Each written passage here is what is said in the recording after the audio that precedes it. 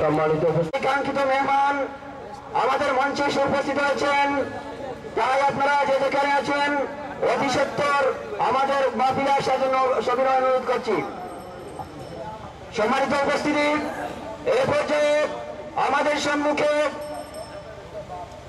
মহাগ্রন্থ আল কোরআন থেকে তাফসীর পেশ করছেন ঢাকা নেসারিয়া কামিল মাদ্রাসার স্বনামধন্য অধ্যক্ষ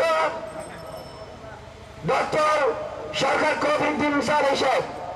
ডক্টর সরকার কবিরউদ্দিন সাহেবকে মহাগ্রন্থ আল কোরআন থেকে তাফসীর পেশ করার জন্য গোলাপগঞ্জ তাফসীর কোরআন পরিষদের পক্ষ থেকে সবিনয় অনুরোধ করছি।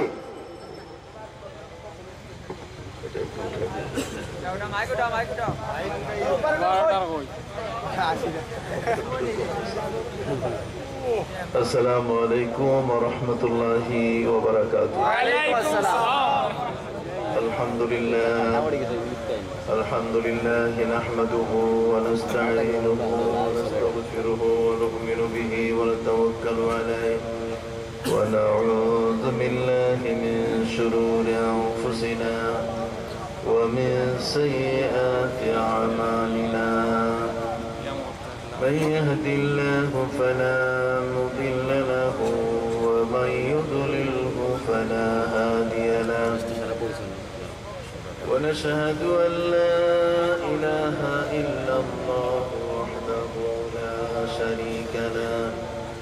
ونشهد أن سيدنا وحبيبنا وشفيعنا ومولانا محمدا عبده ورسوله صلى الله عليه وعلى آله وصحابه وبارك وسلم.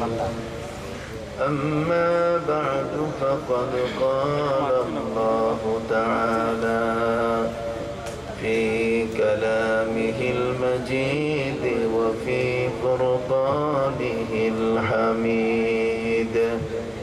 أعوذ بالله من الشيطان الرجيم.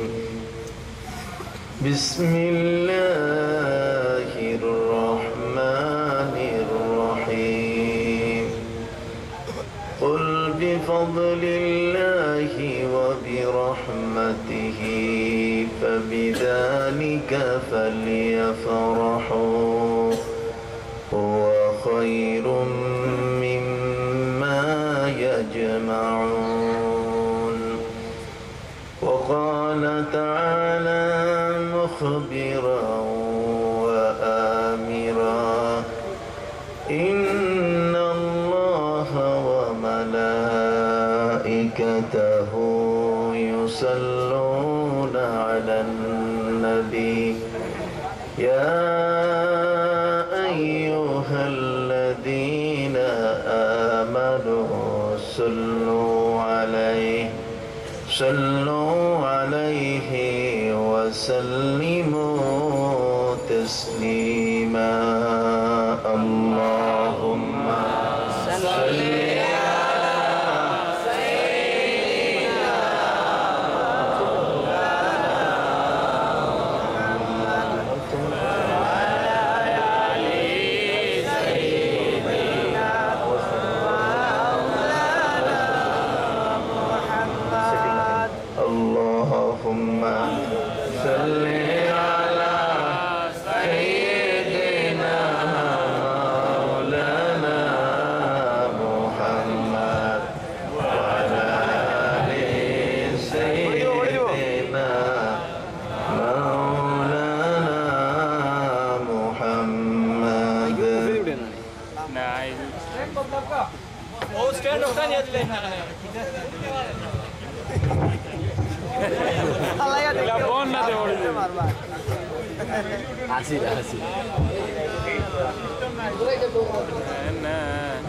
বুঝো না এই যে কথার আওয়াজ যায়।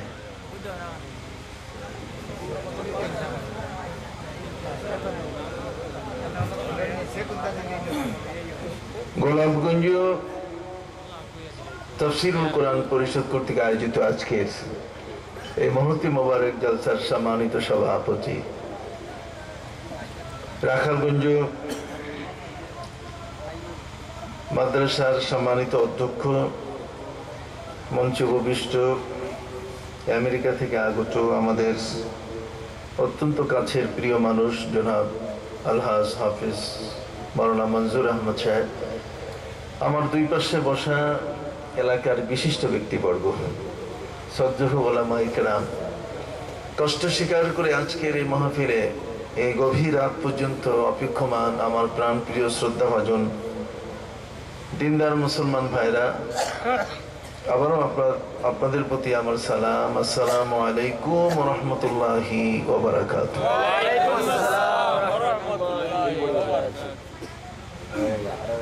আমরা সালাম দিতে বেশি ভালোবাসি, কি বলেন ঠিক না? সালাম যত বেশি দেওয়া যাবে ততই অহংকার দূর হয়ে যাবে। বাদিউ সালাম বারিউম মিনাল কিবর, যে সালাম দেয় তার মধ্যে কোনো অহংকার থাকে না। এই জন্য শুরুতে একবার সালাম দিয়েছি, আবার কিছু কথা বলার পরে সালাম দিয়েছি, তাতে কি অপরাধ হয়েছে? এই সালাম বেশি দেওয়ার জন্যই তো আল্লাহ তাআলা আমাদেরকে বলছেন সাল্লু আলাইহি ওয়া সাল্লিমু তাসলিমা। নবীকে বেশি বেশি পরিমাণ সালাম দেওয়ার জন্য আল্লাহ আমাদেরকে আদেশ দিয়েছেন। এই জন্য আমরা আত্তাহিয়াতুত শুরুতে বসে নবীকে সালাম দেই, আবার কখনো কখনো কিয়াম করে দাঁড়াইয়া দাঁড়াইয়া ইবাদতের শুরুতে আমরা নবীকে সালাম দেই। বলেন আলহামদুলিল্লাহ।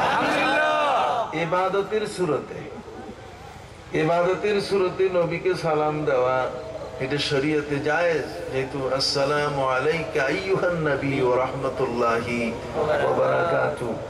আমরা যখন নামাজ পড়ি, নামাজের ভেতরে তাশাহুদ পড়তে গিয়ে আমরা ইবাদতের শুরুতে নবীকে সালাম দেই কিনা?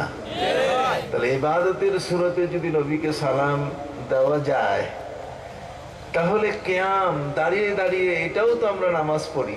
বসে বসে যেমন নবীকে তাশাহুদের সময় আমরা ইবাদতের শুরুতে সালাম দেই, দাঁড়িয়েও নবীকে ইবাদতের শুরুতে সালাম দেওয়াতে বাধার কিছু নাই। সম্মানিত সুধী, সেই হিসেবে আপনারা আমার সালামের জবাব দিয়েছেন আস্তে, আর একটু জোরে দেবেন। আসসালামু আলাইকুম ওয়া রাহমাতুল্লাহি ওয়া বারাকাতুহু। এতে লাভ হবে তিনটা। কয়টা? তিনটা। একটি হবে নিজে সালাম দেওয়ার অভ্যাস তৈরি, সালামের জবাব দেওয়ার অভ্যাস তৈরি হবে। দ্বিতীয় নম্বর, সালাম যে একটি ইবাদত এ কথাটা প্রতিষ্ঠিত হবে। আর তৃতীয় নম্বর হলো যে সালাম এটা রেওয়াজের বিষয় নয়, বরং এটা কোরআনের আদেশ। এটা রেওয়াজ নয়, এটা কোরআনের কি আদেশ। কোরআনের যেটা আদেশ সেটাকে কেউ যদি রেওয়াজ বলে তাহলে সে গুনাহগার হয়ে যাবে। আমাদের সমাজের ভিতরে কিছু মানুষ এমন আছে যারা এই সালামটাকে রেওয়াজ বলতে চায়। সালামটাকে কি বলতে চায়? রেওয়াজ বলতে চায়, যে আমরা দেখা দেখি সালাম দিচ্ছি, ইয়া নবী সালাম আলাইকা, অমুক তমুক, ইয়া রাসূল সালাম আলাইকা। এটাকে তারা রেওয়াজের মধ্যে এনে দিয়েছেন, কিন্তু আমরা এটাকে রেওয়াজে বলতে চাই না, বরং এটা কি? এটা ইবাদত। সম্মানিত সুধী, সেই সূত্র ধরে আমি আপনাদের কাছে আজকের পবিত্র কোরআন মাজিদের আয়াত তেলাওয়াত করেছি। সূরা তাওবার শেষের দুখানা আয়াত আমাকে আজকে বলা হয়েছে তাফসীরের জন্য। লাকাদ জাআকুম রাসূলুম মিন আনফুসিকুম আজিজুন আলাইহি মা আনিতুম হারিসুম বিল মুমিনিনা রাউফুর রহিম ইলা আখিরিল আয়াত। আজকের এই মাহফিলে আপনারা যারা এসছেন, আপনাদের প্রতি আমি শ্রদ্ধা নিবেদন করছি। শুধু ঢাকা থেকে রওনা করে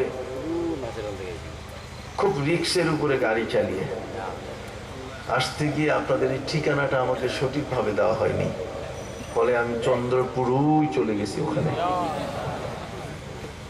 ওখানে আসার পরে আমার মঞ্জুর ভাই এই বেচারা আমাকে বাধ্য করছে আসতে। তো দেখলাম যদি না আসি তাহলে মোবাইলের কারবার হয়ে যাবে। মোবাইলে অনেক কথা বিশ্বাস করতে চায় না কেউ, যে উনি মোবাইলে বলছেন আসলে উনি চন্দ্রপুর আসেন নাই। তো প্রমাণ করতে গিয়ে আমি আমার ড্রাইভারকে বললাম, তুমি একটু বামের রাস্তা দিয়ে চলো দেখি। এসে দেখি আলহামদুলিল্লাহ বিশাল মাহফিল, মনে হলো এটাই হবে। গাড়ি থামালাম, আপনারা আমাকে আজকে আদর করে এখানে এসে এনে বসালেন, এই জন্য আপনাদেরকে আমি মোবারকবাদ জানাই। সম্মানিত সুধী, আপনি দেখেন এই সালাম শব্দ দিয়ে আমাদের সব পরিচয়। সালাম দিয়ে আমরা মুসলমান, কোনটা সালাম দিয়ে আমরা কি মুসলমান। এই সিম্বল শব্দটা থেকেই আমাদের ধর্ম ইসলাম, বলেন না? তাহলে ধর্ম ইসলাম, নাম মুসলমান, আর কাম যদি সালামের না হয় তাহলে আমাদের নামের সাথে আমাদের কাজের কি হবে না, মিল হবে না।